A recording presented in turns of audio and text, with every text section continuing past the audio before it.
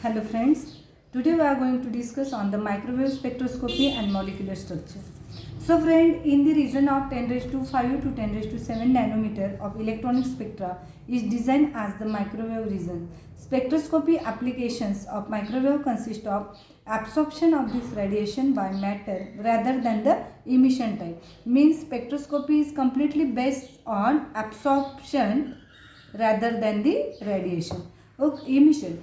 Then the absorption of microwave energy represent changes of the absorbing molecule from one rotational level to another. Therefore, the microwave spectroscopy deals with pure rotational motion of molecule and also is known as rotational spectroscopy.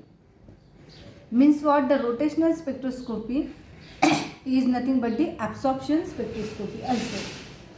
The condition to obtain result in this region is that a molecule must possess permanent dipole moment. Means what? If molecule possess permanent dipole moment,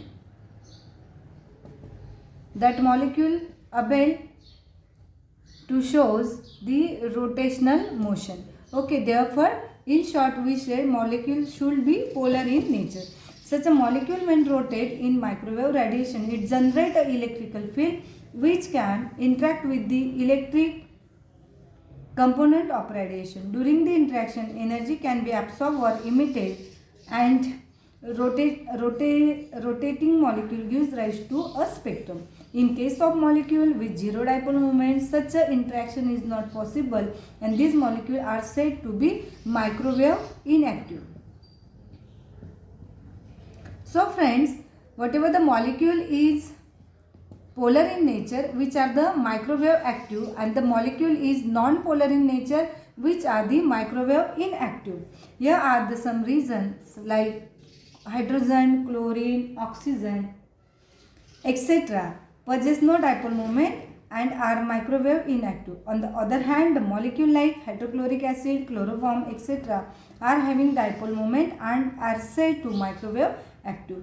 So friend, today we are discuss on the microwave or rotational spectrum of rigid molecule.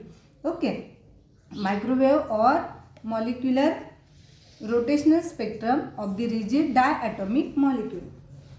I have to draw here diagram. Diatomic molecule means like a hydrochloric, HCl or HBr, so on. Here is A, this one is the B. M1 is the molecular weight of A, M2 is the mass of the B. Okay, and this is the distance between two atoms, and this distance from this line is nothing but the R1, and this distance to this line is R2, and this is the velocity, and the total distance of this molecule is R. A rigid diatomic molecule treated as a two masses M1 and M2 joined by the rigid bond, and the rigid bond length is nothing but R1 plus R2. Okay, and this is the center of that particular rigid rotator molecule. So friend, as we know that M1 R1 is equal to M2 R2 related to the center of gravity. Also M1 R1 is equal to M2 R2 is equal to M2 R minus 1. I just rearrange this equation in this form and I get the value of R2 if R2 is equal to R minus R1 is like this. Okay. Then instead of this we are also trying to substitute the value M2 R minus R2.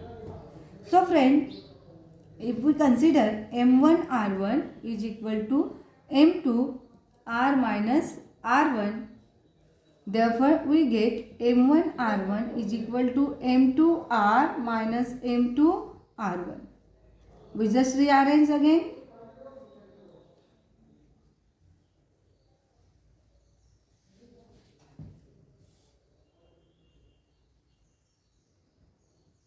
R1 is equal to M1 plus M2 is equal to M2R. The simple case, I just take this term to this side, I will get this. R1 is common, not M1. Do correction. And then after simplifying this equation, we will be get R1 is equal to M2R by M1 plus M2. Similarly, when we solve the value of R2, we get M1R M1 plus M2. So friend, this is the value we have to find out for R1 and R2. But when we think the two molecules rotate along with that bond and center of gravity, we measure the moment of inertia. Moment of inertia is denoted by I, and I about C means moment of inertia I about C is defined as I is equal to M1 R1 square plus M2 R2 square. This is the moment of inertia with related to the velocity. Then M1 R1 simplifying this equation, M2 R2. I just simplify this one. Then rearranging M1 R1 plus